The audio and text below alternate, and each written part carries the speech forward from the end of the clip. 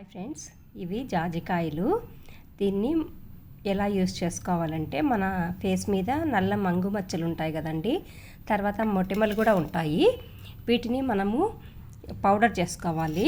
ఈ విధంగా చూడండి, ఈ విధంగా పౌడర్ చేసుకున్న తర్వాత మనము ఇట్లా ఇంకా నున్నగా కావాలా దంచిది.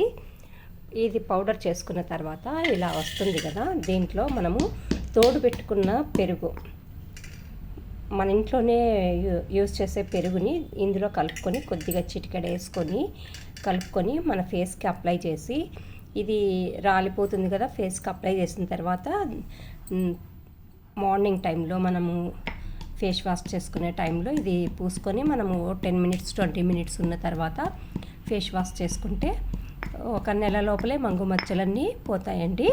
నేను యూజ్ చేస్తాను, చాలా బాగా రిజల్ట్ వచ్చింది. మీరు కూడా ట్రై చేయండి. ఇవి జాజికాయలతో మనము చేసుకునే పౌడరు.